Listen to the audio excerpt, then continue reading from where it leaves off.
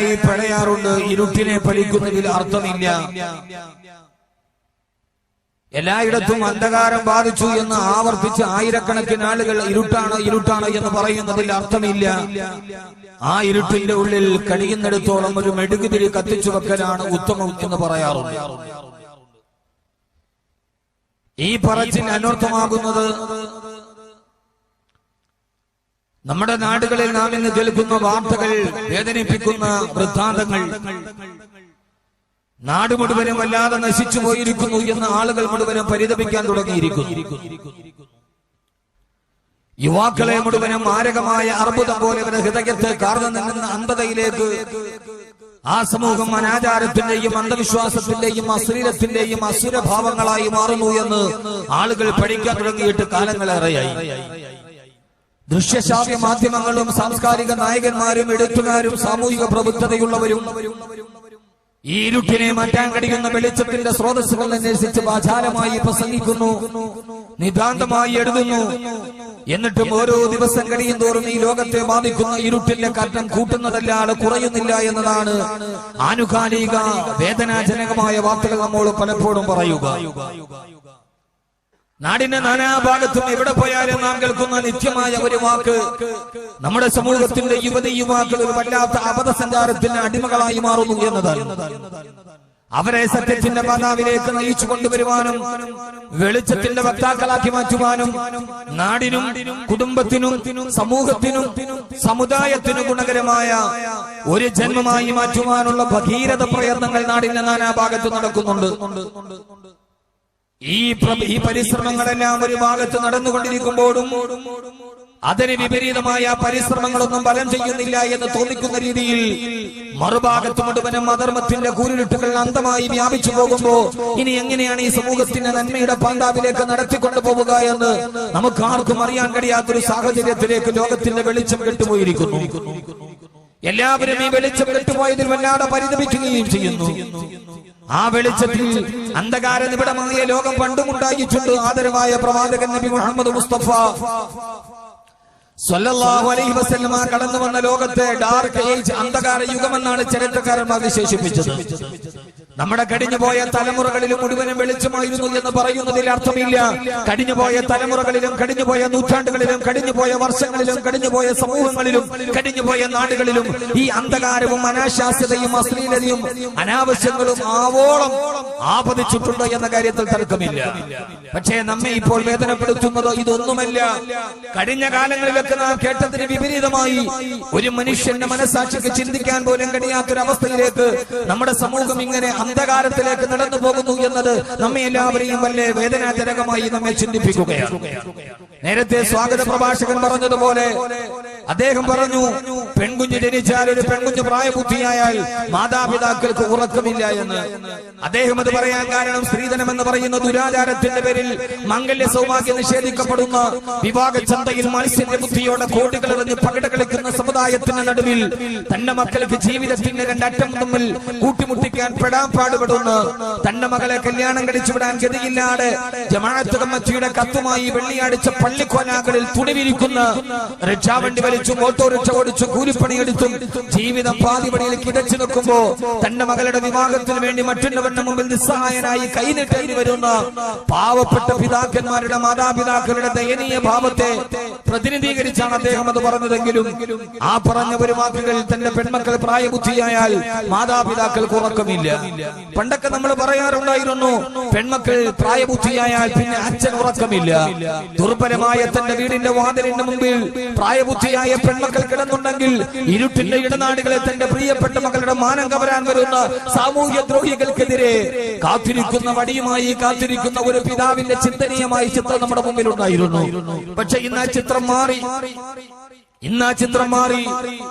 പ്രായബുദ്ധിയായ പെണ്ണ് വീട്ടിലുണ്ട് എങ്കിൽ അച്ഛനല്ല ഉറക്കം വരാത്തത്.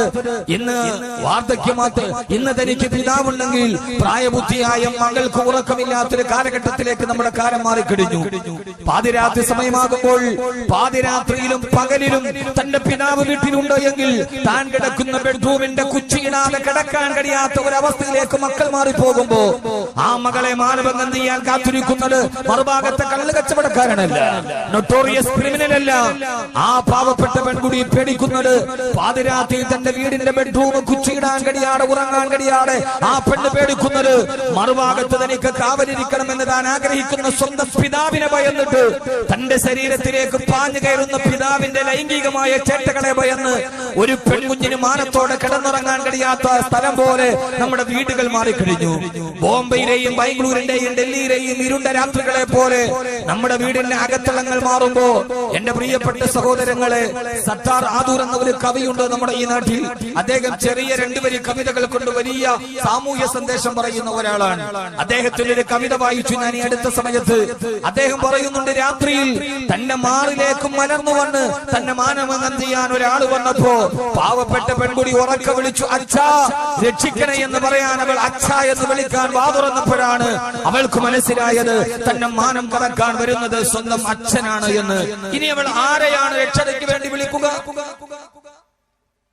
തന്നെ മാനഭംഗം ചെയ്യാൻ കഴിയുന്നവരുടെ കയ്യിൽ നിന്ന് രക്ഷിക്കാൻ അച്ഛ എന്ന് വിളിക്കാൻ പോയപ്പോഴാണ് ആ കുട്ടിക്ക് മനസ്സിലായത് തന്നെ ആക്രമിക്കാൻ വരുന്നത് തന്റെ അച്ഛനാണെന്ന്. ഇനി അവൾ ആരുടെ പേര് പറഞ്ഞിട്ടാണ് നിലവിളിക്കുക എന്ന കവി ചോദിക്കുന്നുണ്ട്. നമ്മുടെ കേരളമടക്കമുള്ള, ഞാൻ ഈ പറയുന്നത് ആഫ്രിക്കയുടെ കഥയല്ല, അമേരിക്കയുടെ കഥയല്ല, യൂറോപ്പിന്റെ കഥയല്ല. നമ്മുടെ കേരളമടക്കമുള്ള സ്വന്തം പിതാവ് 7 വയസ്സും 3 വയസ്സുമുള്ള 2 പെൺമക്കളെ സ്വന്തം പിതാവ് ലൈംഗികമായി പീഡിപ്പിക്കുന്നു എന്ന് ഭയന്നപ്പോൾ 7 വയസ്സും 3 വയസ്സുമുള്ള ജന്മം നൽകിയ പെൺമക്കളെ പിതാവിന്റെ കയ്യിൽ നിന്ന് രക്ഷപ്പെടുത്താൻ കഴുത്തറുത്തു കൊന്ന വീട്ടമ്മയുടെ ഒരു നാട്ടിൽ നിന്നുകൊണ്ടാണ് ഞാൻ ഈ പ്രസംഗം നടത്തുന്നത്. നിങ്ങൾ ചോദിക്കുന്നുണ്ടാവും, എന്തുകൊണ്ടാണ് ഞാൻ ഇങ്ങനെയൊക്കെ പറയുന്നതെന്ന്. ഞാൻ പറയുന്നത്, ജീവിക്കാൻ വേണ്ടി തെരുവിൽ മാംസം വിൽക്കുന്ന വേശ്യയുടെ കഥയല്ല, തെരുവിന്റെ വേശ്യയുടെ കഥയല്ല പറയുന്നത്.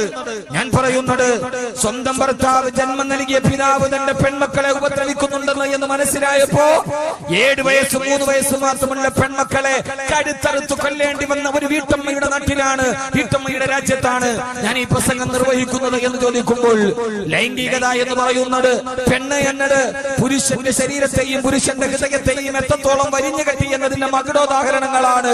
താൻ വളർത്തിക്കൊണ്ടുവരുന്ന പുല്ലപ്പൂ പോലെയുള്ള പെൺമക്കളെ പോലും ലൈംഗികതയുടെ കണ്ണുകളിലൂടെ കാണുന്ന ഒരു വിഭാഗം ആളുകളുടെ നാട്ടിലേക്ക് നമ്മുടെ നാട് മാറിപ്പോകുമ്പോ എന്റെ പ്രിയപ്പെട്ട സഹോദരങ്ങളെ, ഇതാണോ ജീവിതം? യഥാർത്ഥത്തിൽ ജീവിതം എന്നതിലാണോ?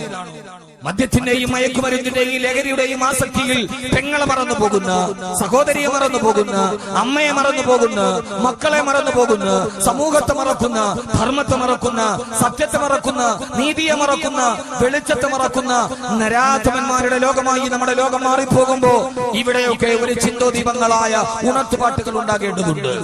അതുകൊണ്ടാണ് ഈ മതപ്രഭാഷണ പരമ്പരകൾ, ഈ ബോധോദയ മണ്ഡലങ്ങൾ, ഇതൊക്കെ വെറുതെ ഒരാളെ കാണിക്കാനല്ല, ദേശീയപാതയുടെ ഓരത്ത് കൂടി നിൽക്കുന്ന ആയിരങ്ങളുടെ മുമ്പിൽ അഭിസംബോധന ചെയ്ത് ഒരു ആരവത്തിന്റെ സാക്ഷ്യപത്രം വാങ്ങിക്കുവാനല്ല. ഇതൊക്കെ ഒരു ഉണർത്തുപാട്ടാണ്, ഇതൊരു തിരുത്തലാണ്.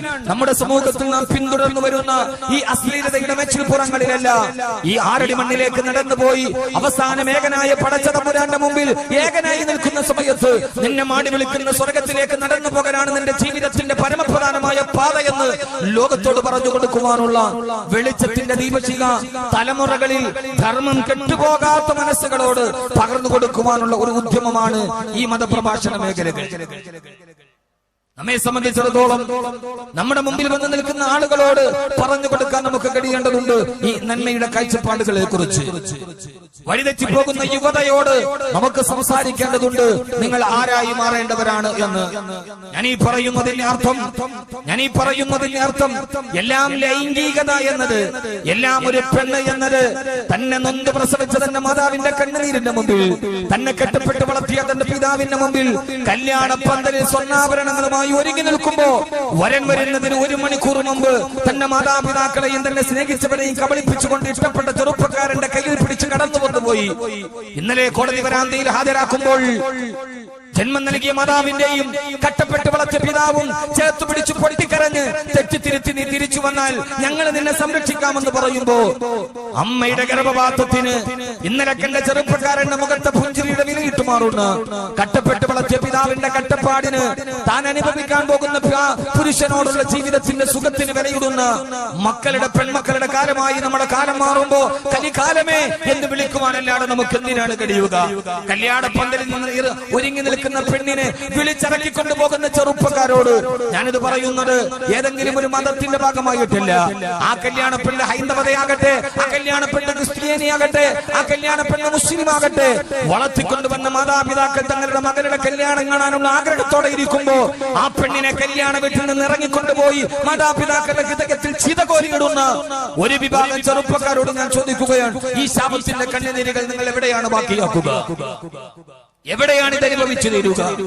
എല്ലാം ബന്ധങ്ങൾ മറന്നു പോകുന്ന, ബന്ധങ്ങൾ ബന്ധനങ്ങളായി മാറുന്ന, കടപ്പാടുകൾ മറക്കുന്ന, കുടുംബത്തെ മറക്കുന്ന, മാതാപിതാക്കളെ മറക്കുന്ന, എല്ലാം അവനവന്റെ ശരീരത്തിന്റെ ആഗ്രഹങ്ങൾ പൂർത്തീകരിക്കാൻ വേണ്ടി മാത്രമാണ് എന്ന് കരുതുന്ന ഒരു യുവതലമുറയുടെ മുമ്പിലാണ് നാം നിലനിൽക്കുന്നത്.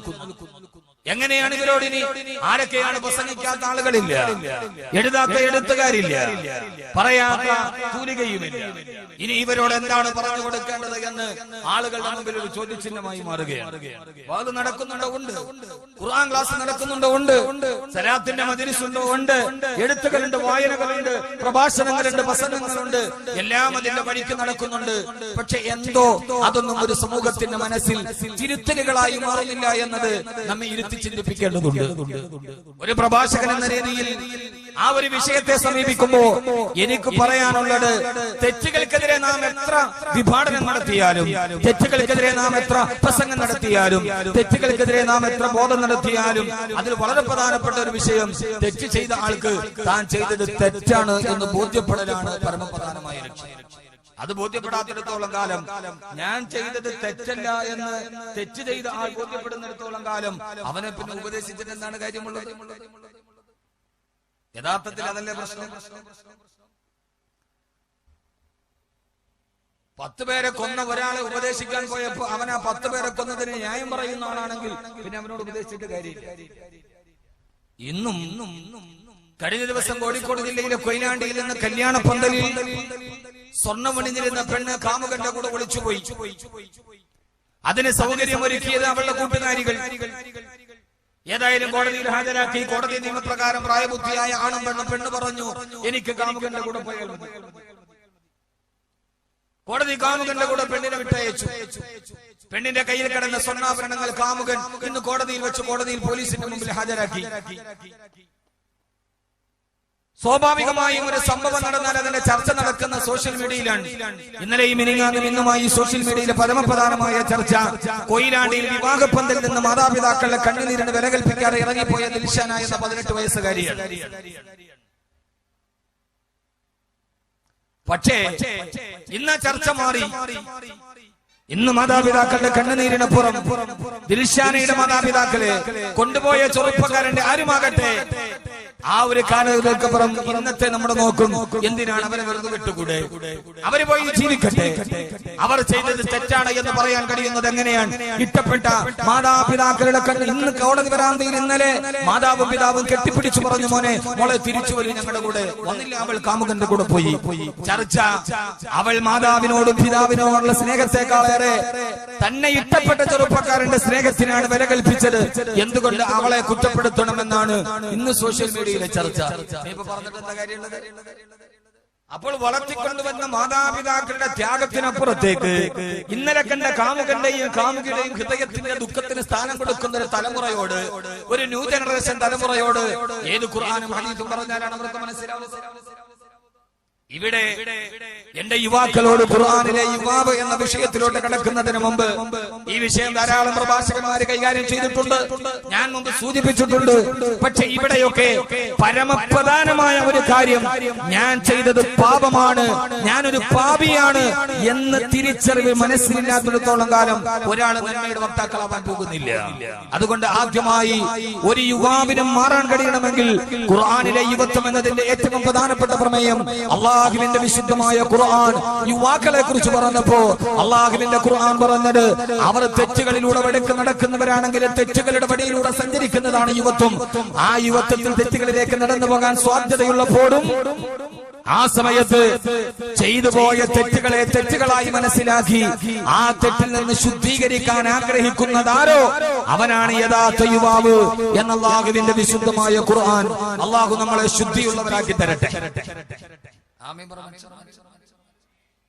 നിങ്ങൾ ആളുകളൊക്കെ നന്നായിട്ട് കൂടിയിട്ടുണ്ട്, വെറുതെ ഇരിക്കുന്നതിൽ അർത്ഥമില്ല.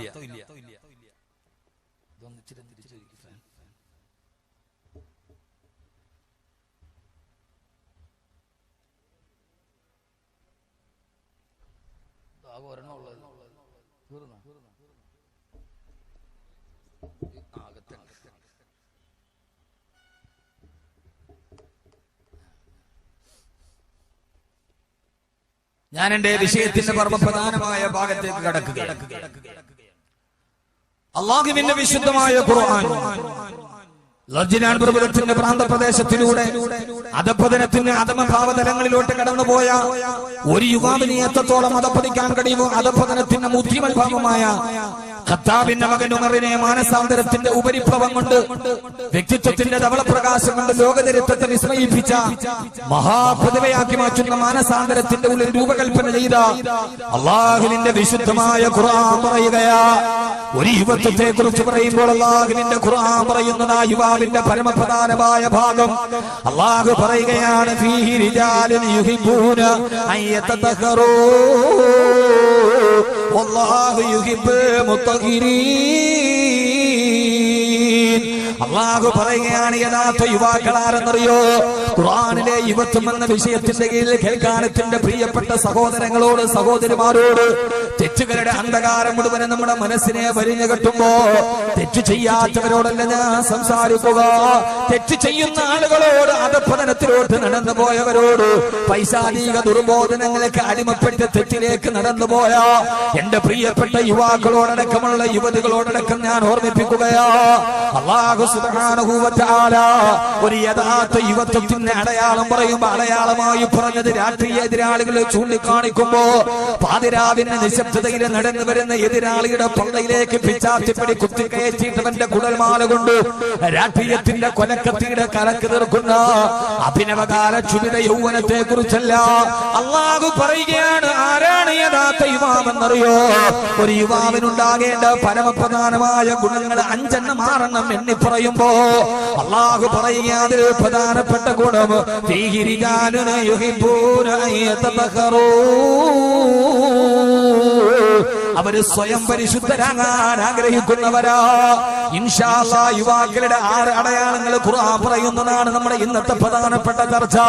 സമയം വളരെയേറെ വൈകിയത് കൊണ്ട്, സമയത്തിന്റെ ദൗർലഭ്യത നമ്മുടെ അലട്ടുന്നത് കൊണ്ട് മർമ്മപ്രധാനമായതിന്റെ ചർച്ചയുടെ ഭാഗത്തോട്ട് കടന്നു പോകുമ്പോ എന്നെ കേൾക്കാനത്തിന്റെ പ്രിയപ്പെട്ട ചെറുപ്പക്കാരാ, തെറ്റ് ചെയ്യാത്തവരായിട്ട് ആരുമില്ല. എല്ലാവരും അവരവരുടെ ജീവിത സാഹചര്യങ്ങളിൽ തെറ്റ് ചെയ്യുന്നവരാണെങ്കിൽ ആ തെറ്റ് ചെയ്യുന്നവരോടാണ് ഖുർആൻ സംസാരിക്കുന്നത്. തെറ്റുകളും അബദ്ധങ്ങളും നിങ്ങളുടെ ജീവിതത്തിൽ എങ്ങാനും അറിയാതെ കടന്നുപോയാൽ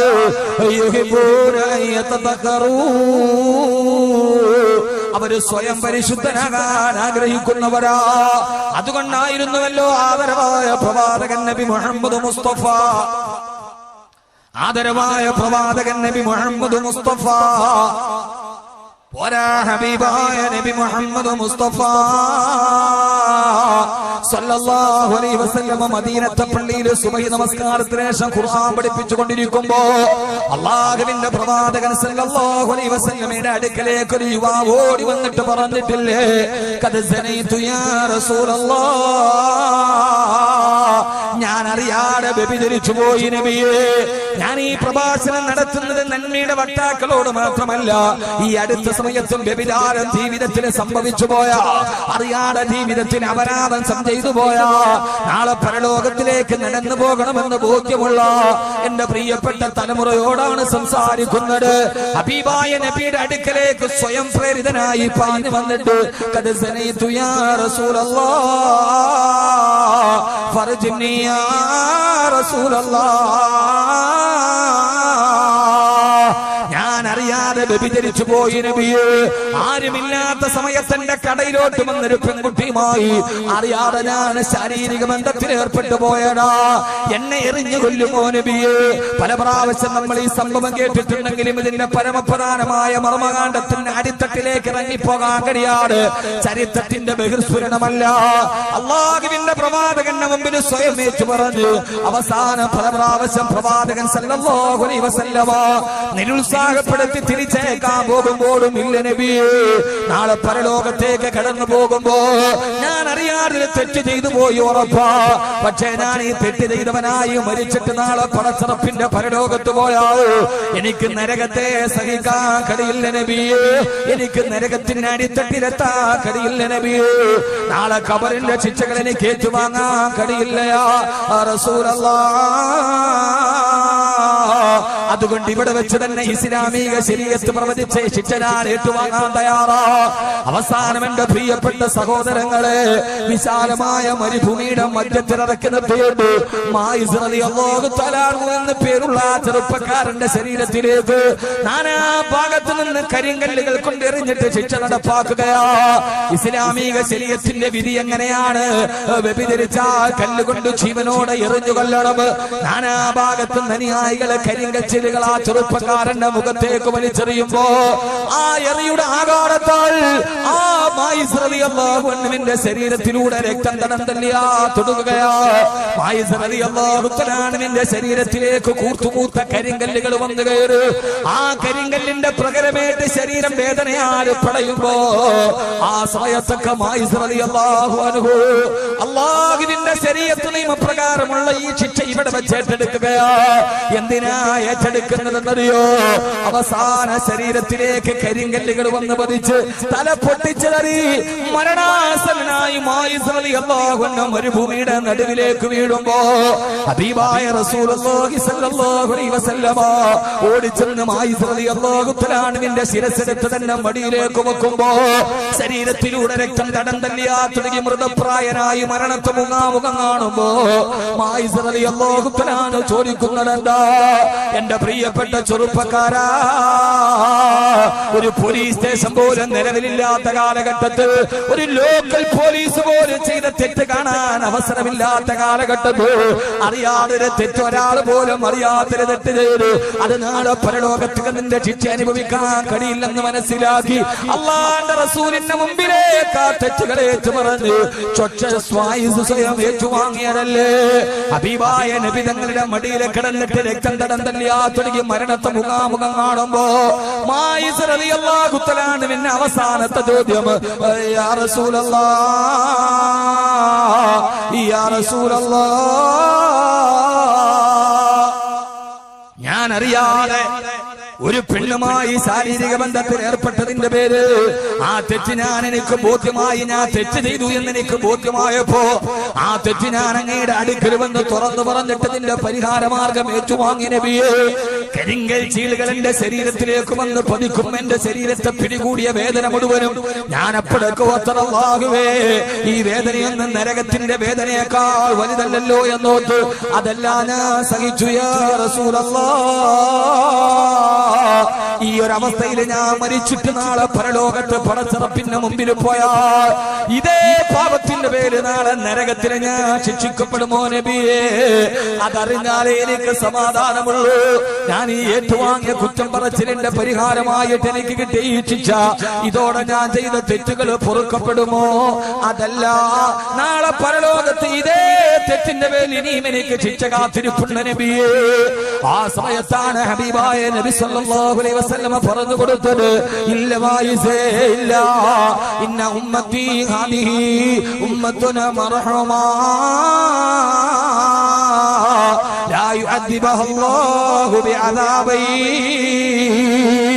ഇല്ല വായിസേ ഇല്ല, ഇല്ല വായിസേ ഇല്ല, എന്റെ സമുദായം അല്ലാഹു ഏറ്റവും കരുണ ചെയ്ത സമുദായമാണ്. ലാ യുഅദ്ദിബഹു അല്ലാഹു ബിഅദാബി. ഒരേ തെറ്റിന്റെ പേര് രണ്ട് പ്രാവശ്യം അല്ലാഹു അവരെ ശിക്ഷിക്കുകയില്ല.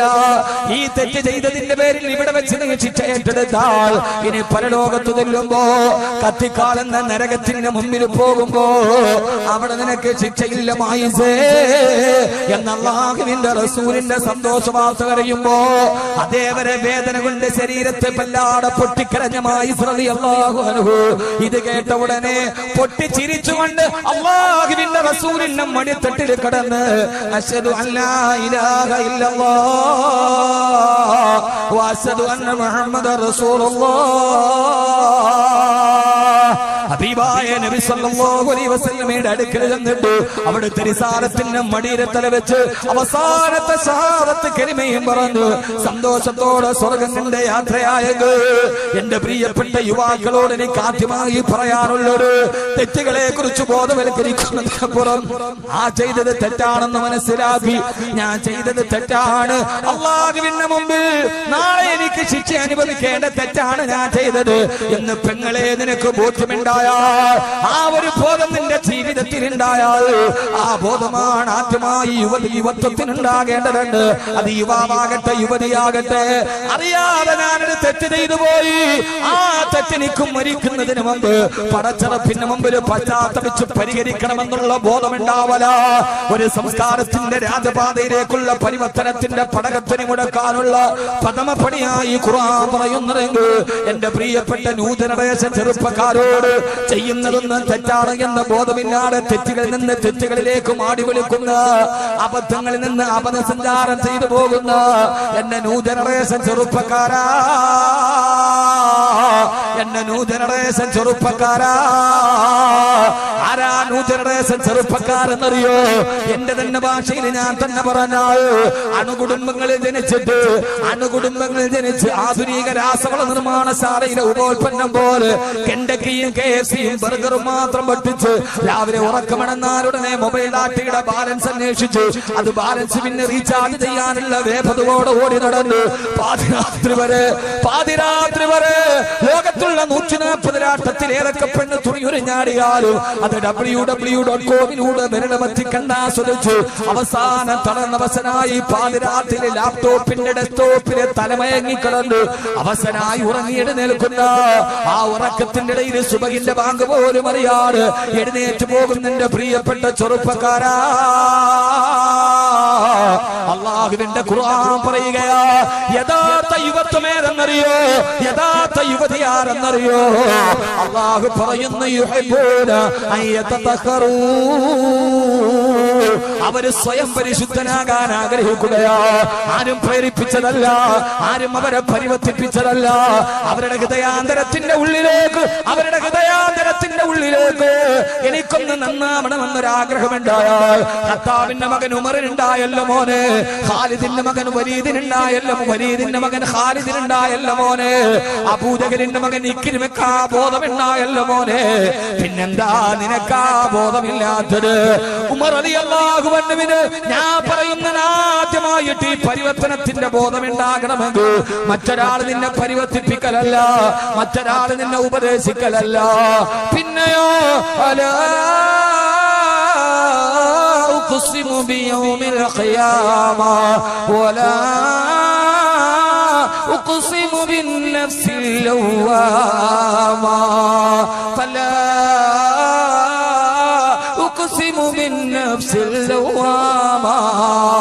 സ്വയം കുറ്റപ്പെടുത്തുന്ന ആത്മാവ് നിന്റെ ചൂണ്ടുവിരലിനെ നിന്റെ നെഞ്ചിന് നേരെ തിരിച്ചു വെച്ചിട്ട് ഒരാത്മീയ വിചാരണ നടത്താൻ തയ്യാറായാൽ ഇതേവരെ ഞാൻ ചെയ്തത് തെറ്റാണോ?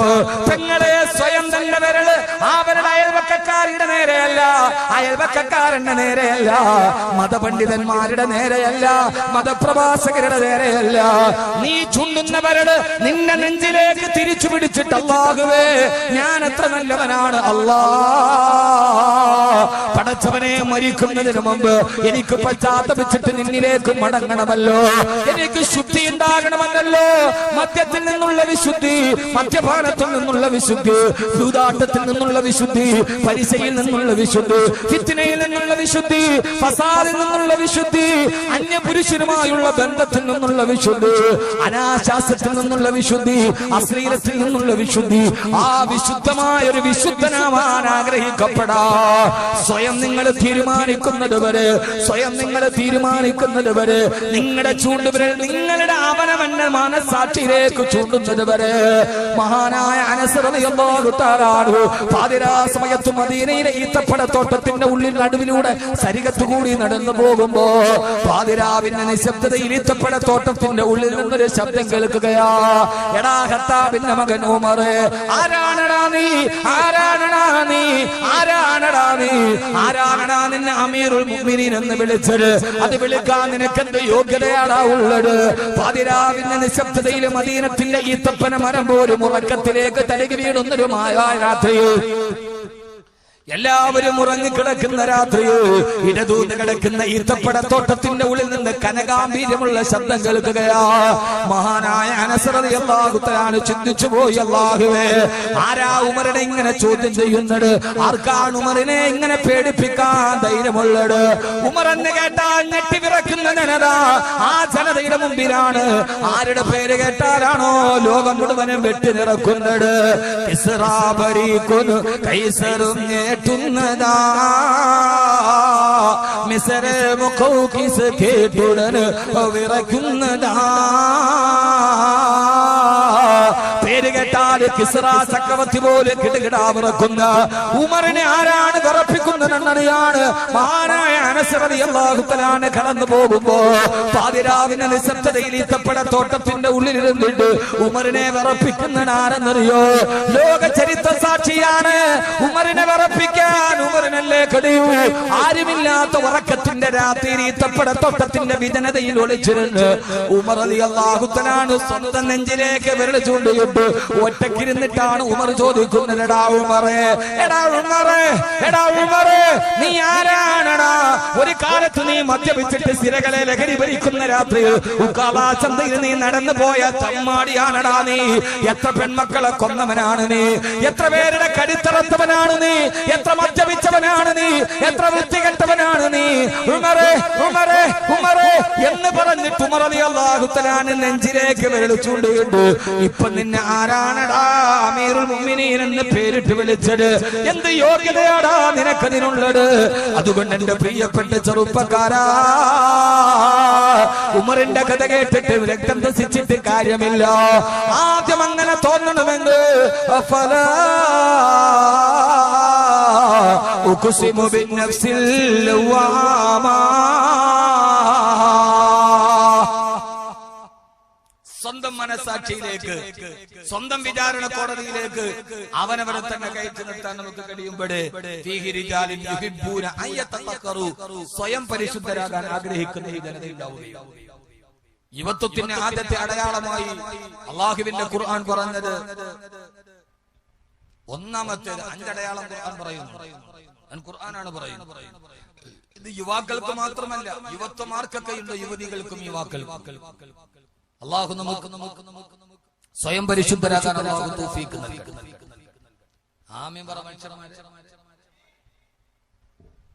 നമ്മള് സ്വയം പരിശുദ്ധരാവൂല്ല, വിരലൊട്ടിങ്ങോട്ട് ചൂണ്ടൂല്ല, എന്നാൽ ലേസായിട്ട് ഒരു ആമീനെങ്കിലും പറയാം, അതും പറയൂല. പിന്നെ നമ്മളെങ്ങനെ നന്നാവുക? നമ്മൾ ചെയ്യേണ്ട ജോലി ഇത്ര കൃത്യമായിട്ട് പറഞ്ഞിട്ട് ഒരാമി പോലും പറയാൻ നമുക്ക് കഴിയില്ലെങ്കിൽ പിന്നെ നമ്മൾ എങ്ങനെ നന്നാകുക?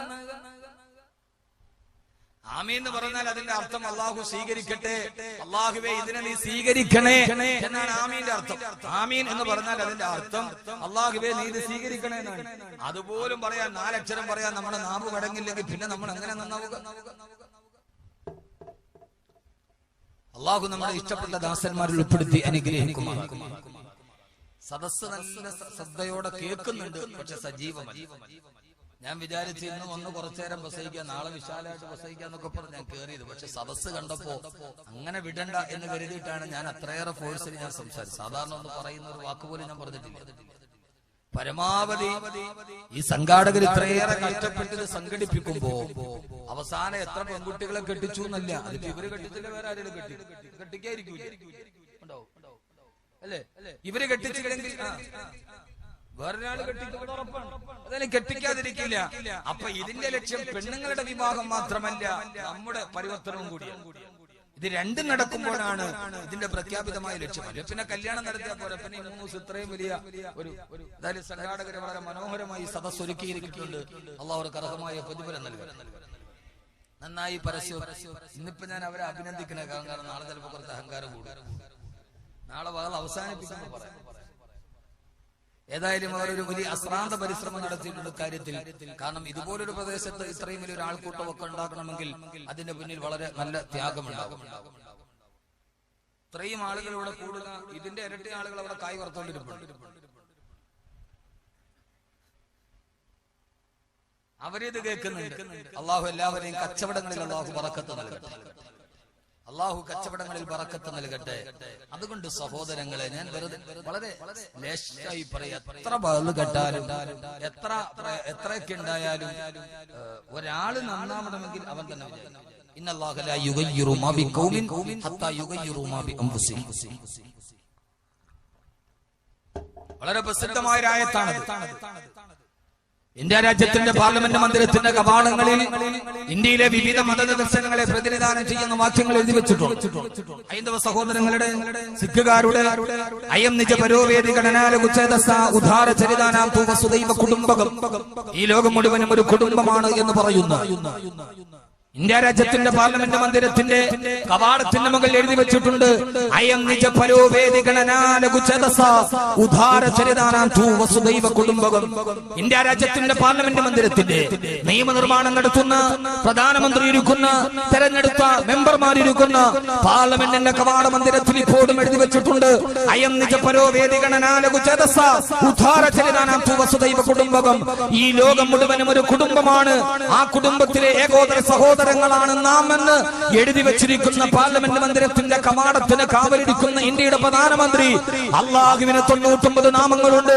ആ നാമങ്ങൾ മുഴുവനും കരുണയുടെയും സ്നേഹത്തിന്റെയും നാമങ്ങളാണ് എന്ന് പറഞ്ഞു തീരുന്നതിന് മുമ്പാണ് ആ കുടുംബത്തിലെ 15 വയസ്സുകാരനായ പാവപ്പെട്ട നിരപരാധിയായ ബാലനെയും ഒരു നേരത്തെ അന്നത്തിന് വേണ്ടി കന്നുകാലി ചന്തയിലേക്ക് പോയ ഒരു പാവപ്പെട്ടവനെയും ഒരേ മരത്തിന്റെ രണ്ടറ്റത്ത് കെട്ടിത്തൂക്കപ്പെട്ടത് എന്നോർക്കുമ്പോൾ പാർലമെന്റ് മന്ദിരത്തിന്റെ കവാടത്തിന്റെ മുകളിൽ എഴുതി വെച്ച അക്ഷരങ്ങൾക്കല്ല, അക്ഷരങ്ങൾക്ക് സ്വാധീനം നൽകുന്ന മനസ്സിന്റെ സംസ്കരണമാണ് നന്മയുടെ സംസ്കരണം എന്ന് പറയാതിരിക്കാൻ കഴിയില്ല. വസുദൈവ കുടുംബകം, ഇത് കുടുംബമാണെന്ന് എഴുതി വെക്കുമ്പോ ആ കുടുംബത്തിലെ 2 അംഗങ്ങളെയാണ് ഒരേ മരത്തിന്റെ 2 കമ്പുകളിൽ കെട്ടിത്തൂക്കപ്പെട്ടത്. പാടില്ലായിരുന്നു. ഈ ഭാരതത്തിൽ ഇത് പാടില്ലായിരുന്നു. ഏതിന്റെ പേരിലായാലും എന്തിന്റെ പേരിലായിരുന്നാലും മനുഷ്യനെ മനുഷ്യൻ തിരിച്ചറിയാൻ കഴിയുന്ന ആ മനുഷ്യത്വത്തിന്റെ മഹിതമായ ഭാവങ്ങളിലേക്ക് കടന്നു ചെല്ലണമായിരുന്നു. എന്റെ പ്രിയപ്പെട്ട സഹോദരങ്ങളോട്, സഹോദരിമാരോട്, ആ ഗീതയുടെ വാക്യം എഴുതിയതിന്റെ മറുഭാഗത്ത് പാർലമെന്റ് മന്ദിരത്തിന്റെ 7ാമത്തെ കവാടത്തിന് മുകളിൽ എഴുതി വെച്ചിട്ടുണ്ട്, ഇന്നല്ലാഹ ലാ യുഗയ്യിറു മാ ബിഖൗമിൻ ഹത്താ യുഗയ്യിറു മാ ബിഅൻഫുസിഹിം. ഒരു ജനത സ്വയം നന്നാവണമെന്ന് തീരുമാനിക്കുന്നത് വരെ അല്ലാഹു അവരെ പരിവർത്തനത്തിന് വിധേയമാക്കുകയില്ല. അവനവനാണ് സ്വയം തീരുമാനിക്കേണ്ടത് ഞാൻ നന്നാവണമെന്നുള്ളത്. അല്ല, നിങ്ങൾ നന്നാവണമെന്ന് ഞാൻ ആഗ്രഹിച്ചിട്ട് കാര്യമില്ല, ഞാൻ നന്നാവണമെന്ന് നിങ്ങൾ ആഗ്രഹിച്ചിട്ടും കാര്യമില്ല. അവനവൻ നന്നാവണം. ഞാൻ തെറ്റ് ചെയ്തിട്ടുണ്ട്, ഞാനാണ് തെറ്റ് ചെയ്തത് എന്ന് നമ്മൾ നന്നായി പൊരിച്ചു വെച്ച കരിമീൻ പൂച്ച തിന്ന പൂച്ചയെ കൊല്ലാൻ വേണ്ടി പോയപ്പോ പൂച്ച പറഞ്ഞത്, എന്തിന് കരിമീൻ എന്റെ മുമ്പിൽ വെച്ചു എന്നാണ്. ആ ചോദ്യത്തിന് അർത്ഥമില്ല. അപ്പോഴും പൂച്ച പറയുന്നത് തിന്നത് തെറ്റല്ല. പൂച്ചയുടെ ചോദ്യം തിന്നത് തെറ്റല്ല, എന്തിനെന്റെ മുമ്പിൽ വെച്ചു. ആ ചോദ്യം നമുക്ക് സ്വാഭാവികമായിട്ട് പറയാം, നമ്മളൊക്കെ തെറ്റിനെ ന്യായീകരിക്കുന്നവരാണ്.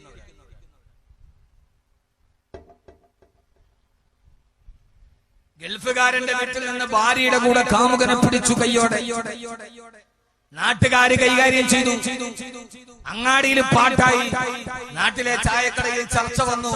എല്ലാവരും പറഞ്ഞു, ആ പെണ്ണിനത് ചെയ്യാൻ കൊള്ളാവോ, അവൻ ഗൾഫിൽ കിടന്ന് കഷ്ടപ്പെടല്ലേ, അവനെ മക്കൾക്ക് അയച്ചു കൊടുക്കുന്ന അങ്ങനെയല്ലേ എന്നൊക്കെ പറഞ്ഞപ്പോ ഒരാള് പറഞ്ഞു, എന്നാലും അവളെ പറഞ്ഞിട്ട് കാര്യമുണ്ടോ, അവൻ പോയിട്ട് എത്ര വർഷമായി.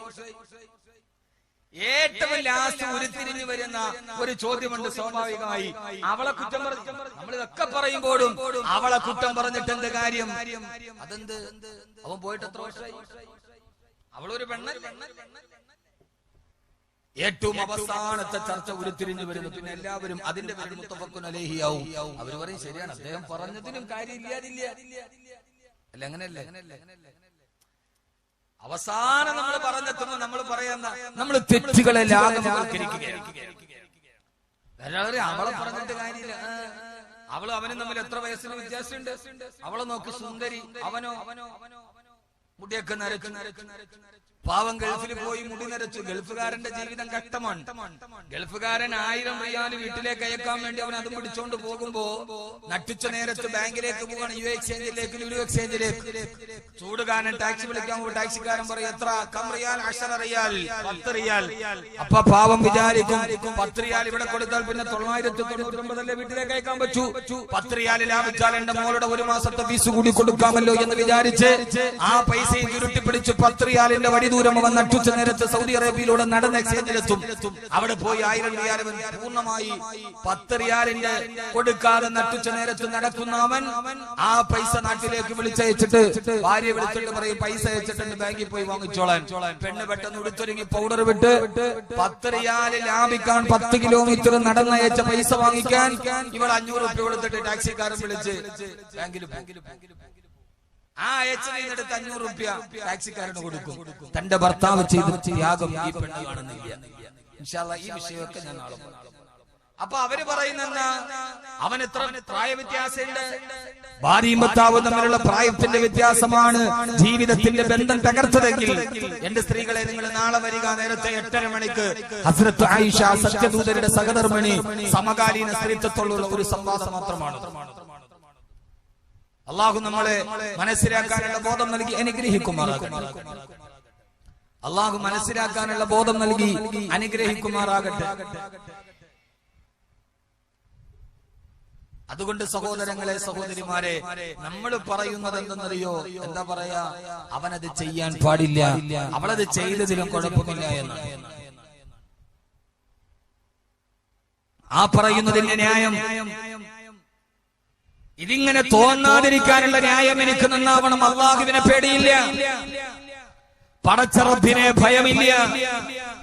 നാളെ മരണശേഷം അള്ളാഹുവിന്റെ മുമ്പിൽ പോയി നിൽക്കേണ്ടതാണെന്നുള്ള ബോധമില്ല. മഹാനായ ഉമർ റളിയല്ലാഹു തആല പാതിരാത്രിയിൽ നിശബ്ദമായ രാത്രിയിൽ നടക്കുമ്പോഴാ പലപ്പോഴും നിങ്ങൾ കേട്ടതാണ് അമ്മ മകളോട് പറയുന്ന മോളെ പാലിൽ വെള്ളം ചേർക്കുമോളെ. ആ സമയത്താണ് മോള് പറയുന്നത് ഇല്ല ഉമ്മ, ഉമർ കാണുമല്ല ഉമ്മ, ഉമർ കേട്ടാൽ അറിഞ്ഞാൽ ശിക്ഷിക്കുമല്ലോ ഉമ്മ. ഉമ്മാന്റെ മറുപടി മോളെ ഇതാ കാന ഉമറു നായിമൻ ഫറബ്ബുൽ ഉമറു യഖ്ലാൻ. ഉമർ ഉറങ്ങിയാലും ഉമർ ഉറങ്ങിയല്ല മോളെ. ആ സമയത്ത് മോളുടെ മറുപടി ഉമ്മ, ഉമർ ഉറങ്ങിയാലും ഉമറിന്റെ റബ്ബ് ഉറങ്ങില്ലല്ലോ ഉമ്മ, അവൻ ഉറക്കമില്ലല്ലോ ഉമ്മ, അവൻ അറിയാത്തതൊന്നുമില്ലല്ലോ ഉമ്മ. എന്റെ ചെറുപ്പക്കാരാ, നീ ചെയ്ത തെറ്റ് നീയും അവളുമല്ലാണ്, മറ്റൊരാൾ അറിഞ്ഞിട്ടില്ല. ആരും അറിയാതെ രഹസ്യമായി ചെയ്ത തെറ്റാണെങ്കിലും അല്ലാഹു യഅലമു മാ തുകിന്നു സുദൂറുഹും വമാ യുഅ്ലിനൂൻ. രഹസ്യമായി ചെയ്തതറിയുന്നത്, ഹൃദയത്തിന്റെ ഉള്ളിലെ അനുമാനം പോലും അറിയുന്നത്. വലഖദ് ഖലഖനൽ ഇൻസാന വനഅലമു മാ തുവസ്വിസു ബിഹി നഫ്സു. ശ്രദ്ധിച്ചു കേൾക്കണേ, അല്ലാഹു പറയുകയാണ് വലഖദ് ഖലഖനൽ ഇൻസാന, മനുഷ്യനെ സൃഷ്ടിച്ചെന്ന് മാത്രമല്ല വനഅലമു മാ തുവസ്വിസു ബിഹി നഫ്സു, അവന്റെ ഹൃദയത്തിന്റെ ഒരു അനുമാനം പോലും ഞാൻ അറിയുമെന്ന്. അനുമാനം പോലും നമ്മൾ ചെയ്തതല്ല, അടുത്ത് കിടക്കുന്ന ഭാര്യ അറിയുന്നതിന് മുമ്പ് നമ്മുടെ ഹൃദയത്തിലൊരു അനുമാനം വന്നാൽ അടുത്ത് കിടക്കുന്ന ഭാര്യ പോലും നമ്മൾ അനുമാനം പറഞ്ഞിട്ടില്ല. പക്ഷെ അതിനു മുമ്പേ അറിയുന്ന ഒരാളുണ്ട്, അതാണ് അല്ലാഹു ലാ ഇലാഹ ഇല്ലാ ഹുവൽ ഹയ്യുൽ ഖയ്യൂം. ഈ ബോധമുണ്ടാകണേ ചെറുപ്പക്കാരാ. ആരറിയാതെ ചെയ്തതും മരിക്കുന്നതിന് മുമ്പ് പരിശുദ്ധതയോടെ പടച്ച റബ്ബിനോട് തൗബ ചെയ്ത് തിരിച്ചു പോയില്ലെങ്കിൽ നാളെ അള്ളാഹു ഇതെല്ലാം കാണുന്നവനാ. അവന്റെ മുമ്പിൽ ഒളിപ്പിച്ചു വെക്കാൻ കഴിയുന്നുള്ള ബോധമില്ലെങ്കിൽ, അതുകൊണ്ടാണ് ആ പെൺകുട്ടി പറഞ്ഞത് ഉമ്മ ഇദാ കാന ഉമറു നായിമൻ ഫറബ്ബുൽ ഉമറു യഖ്ലാൻ.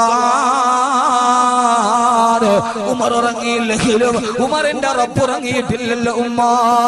മഹാനായ ഉമർ റളിയല്ലാഹു തആല വീട്ടിലേക്ക് തിരിച്ചുപോയി. രാവിലെ സുബഹി നമസ്കാരം കഴിഞ്ഞ് ആ വീടിന്റെ വാതിലിൽ മുട്ടി. കൗമാരപ്രായക്കാരി പെൺകുടി വാതിൽ തുറന്നു. ഉമറിനെ കണ്ട് പേടിച്ചമ്പരന്ന് നിൽക്കുമ്പോ ഉമർ റളിയല്ലാഹു അൻഹു ചോദിച്ചു, മോളെ നീ ഉമറിന്റെ കൂടെ വരുന്നോ മോളെ? ഇന്നലെ പറഞ്ഞതൊക്കെ ഉമർ കേട്ടിരിക്കുന്നുവോ? വിഭ്രാന്തിയോടെ ആ പൊന്നുമോള് നോക്കി നിൽക്കുമ്പോ ഉമർ റളിയല്ലാഹു അൻഹു പറഞ്ഞു, മോളെ വരുന്നോ നീ എന്റെ കൂടെ? എന്റെ വീട്ടിലേക്ക് തന്റെ മകനായ നാഫി റളിയല്ലാഹു അൻഹുവിന് തന്റെ പ്രിയപ്പെട്ട കൗമാരപ്രായക്കാരെ വിവാഹം ചെയ്തു കൊടുത്തു. മഹാനായ ഉമർ ഇബ്നുൽ ഖത്താബ് റളിയല്ലാഹു തആല അൻഹു. കാരണം ഉമർ റളിയല്ലാഹു അൻഹുവിനെ അറിയാം, പാതിരാത്രിയിൽ പാലിൽ വെള്ളം ചേർക്കാൻ പറഞ്ഞപ്പോ അല്ലാഹനെ പേടിച്ചിട്ട് മാറി നിന്ന ആ പ്രിയപ്പെട്ട പെണ്ണ് തന്റെ മകനെ ജീവിതത്തിൽ ഒരിക്കലും വഞ്ചിക്കില്ലെന്ന് ഉമർ റളിയല്ലാഹു അൻഹുവിന് ഉറപ്പാണ്. അതുകൊണ്ട് എന്റെ പ്രിയപ്പെട്ട സഹോദരങ്ങളെ, സഹോദരിമാരെ, ആ ഒരു ഭയത്തോടെ കൗമാരപ്രായത്തിലെ നമ്മുടെ മക്കൾക്ക് അല്ലാഹുവിനെ കുറിച്ചുള്ള ഭയം പഠിപ്പിച്ചു കൊടുക്കണം, അല്ലാഹനെ കുറിച്ചുള്ള പേടി പഠിപ്പിച്ചു കൊടുക്കണം. അങ്ങനെ വളർന്നു വരുന്ന കുട്ടികളാണ്. കല്യാണ പന്തലിൽ പോലും അവൾ ഉപേക്ഷിക്കുകയില്ല. അധ്വാനിച്ചു തന്ന സ്വർണ്ണത്തിന്റെ പളക്കത്തിന്റെ മുമ്പിൽ കാമുകന്റെ കൈ പിടിച്ചു പോകുമ്പോ അല്ലാഹു നമ്മുടെ പെൺമക്കളെ കാക്കുമാറാകട്ടെ. അല്ലാഹു നമ്മുടെ പെൺമക്കളെ കാക്കുമാറാകട്ടെ. അവര് രണ്ടുപേര് കോളേജിൽ ഒന്നിച്ചു പഠിച്ചവരാണത്രേ. കോളേജിൽ മുട്ടിട്ട പ്രണയമാണത്രേ. ഉമ്മയും മാപ്പയും അറിഞ്ഞില്ലത്രേ. പാവം ഉമ്മ എന്തറിയാൻ, പാവം പിതാവ് എന്തറിയാൻ. എന്നെ കേൾക്കാൻ എന്റെ പ്രിയപ്പെട്ട കൗമാരക്കാരങ്ങളെ, ഉമ്മാന്റെ ഗർഭപാത്രത്തിന്റെ വേദനയുടെ നിലയറിയണേ, അപ്പാന്റെ കട്ടപ്പാടിന്റെ വിയർപ്പിന്റെ വിലയറിയണേ. അറിയാതിരിക്കാൻ പാടില്ല. ഇന്ന് പെണ്ണുങ്ങൾ വഴിതെറ്റി പോകുമ്പോ കോളേജിന്റെ കലാലയത്തിന്റെ വർണ്ണാന്തരങ്ങള്, പ്രണയസല്ലാപത്തിന്റെ നിത്യകുടീരമായ വാഗമരത്തിന്റെ ചുവട്ടിലൂടെ ഇട്ടപ്പെട്ട ബോയ്ഫ്രണ്ടിന്റെ ചുമലിലേക്ക് കൈയെടുത്തു വെച്ചു. ഒരു ടീഷർട്ടിൽ ധരിച്ച് ഈ വസ്ത്രത്തിന്റെ അടിയിൽ ഞാൻ പരിപൂർണ്ണ നഗ്നയാണ് എന്ന് പരസ്യമായി എഴുതിക്കൊണ്ട് നടക്കുന്ന എന്റെ പ്രിയപ്പെട്ട മുസ്ലിം പെങ്ങളെ, അതുകൊണ്ടാണ് ആദരവായ പ്രവാചകൻ നബി മുഹമ്മദ് മുസ്തഫ, ഉറക്കെ ആദരവായ പ്രവാചകൻ നബി മുഹമ്മദ് മുസ്തഫ, ഹബീബായ നബി മുഹമ്മദ് മുസ്തഫ സല്ലല്ലാഹു അലൈഹി വസല്ലം പറഞ്ഞത്, ഓരോ ആണും ഓരോ പെണ്ണും അവരുടെ വീട്ടിൽ നിന്ന് പഠിക്കാൻ വേണ്ടി വെളിയിലേക്ക് ഇറങ്ങുമ്പോ അവര് ചൊല്ലേണ്ട ഒരു ദുആ ഹബീബായ നബി സല്ലല്ലാഹു അലൈഹി വസല്ലം പഠിപ്പിച്ചു തന്നിട്ടുണ്ട്. ഈ കാലഘട്ടത്തിലെ ഓരോ പെൺകുട്ടികൾ +1 പഠിക്കുന്ന, 10ാം ക്ലാസ്സിൽ പഠിക്കുന്ന, +2 പഠിക്കുന്ന,